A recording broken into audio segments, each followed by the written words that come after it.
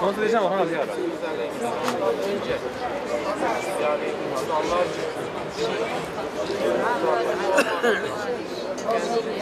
Böyle kaçırılacak ki. O zaman anlıyorlar neyin ne olduğunu.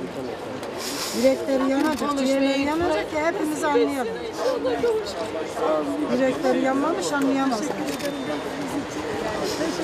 Her gün ekran başında ağlıyoruz, size dua ediyoruz ama bugün Ankara'dan sizi kucaklamaya geldi.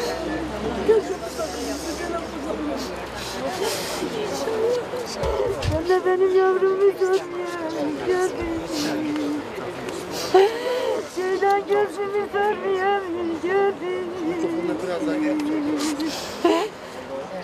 Ben yaralı kuzuyum. Seni aramaya geldim yavrum.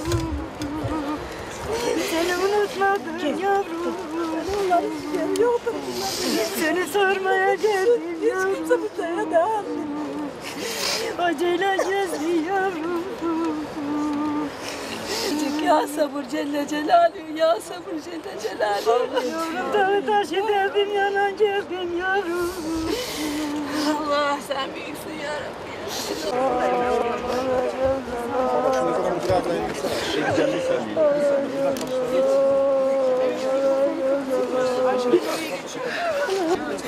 Ne olursun bize desteğe gelin, ne olursunuz.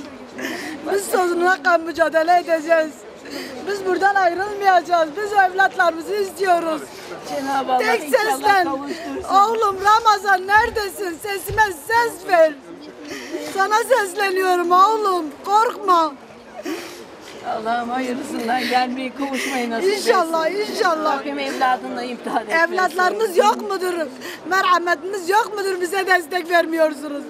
Biz evlatlarımızı istiyoruz. Evet, Biz herkesin suç mu? duasındasın. Kanlar dökülmesin. Ne olursun kanlar dökülmesin. Biz artık istemiyoruz. Barış, huzur, sağlık istiyoruz. Bize bir çözüm bulun. Bak canları isterse 2 dakikada çocuklarımızı getirirler. Ne için bize ciğer acısı yaşatıyorlar? Biz ne suç işlemişiz? Ne reva? Bu reva mıdır?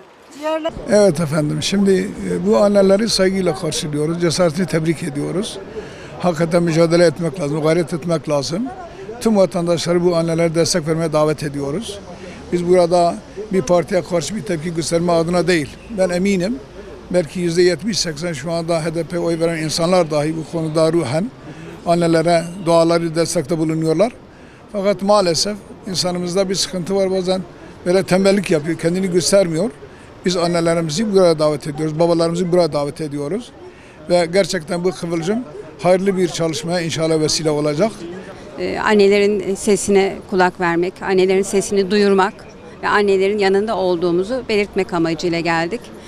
Tabii 40 yıldır ülkemizin başına bela olan, kan ve gözyaşından başka bir şey getirmeyen terör belasında PKK'nın en büyük kaynağı tabii ki insan oluyor, insan kaynağı ve burada da insan kaynağı bölgedeki Kürt çocuklarının daha zorla kaçırılmalarıyla besleniyorlar.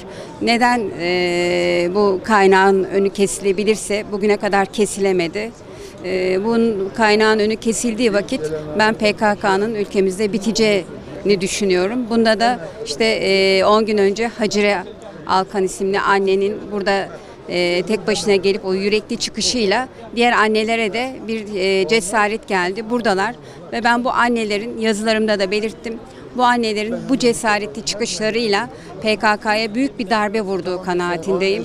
Aynı zamanda HDP il binasının önünde de eylem yapmaları bize gösteriyor ki bugüne kadar defalarca söyledik, HDP siyasi uzantısıdır, meclislik uzantısıdır, HDP aracıdır dediğimizde hayır, HDP siyasi bir partidir diye yaklaşanlar bu eylemlerle aslında bunun kanıtlandığını da göstermiş oluyor. PKK'nın bu insan kaynağının bitmesi doğal olarak PKK'nın da bitmesi anlamındadır. Ben bu eylemin başarıya ulaşacağına inanıyorum. Bu binadaki sayın beyler de terör baronları da insanların eline silah veriyorlar, dağa gönderiyorlar. Şimdi benim de 2 tane evladım var. Ben zaten ilk günden beri takipteyim. Kendilerine buraya destek amaçlı geldim. Allahu Teala hiçbir kimseye yaşatmasın evlat acısını. Ama böyle haince dağa gönderilip çocuklarımızı kaçırıp veyahut da uyuşturucuyla, ekonomi yönüyle kandırıp çocuklarımızı devlete düşman edip haince öldürülürse insanın gücüne gidiyor. Zaten benim de destek amacım o yönde yani. O yüzden geldim buraya. Hainliğe dur demek için geldim.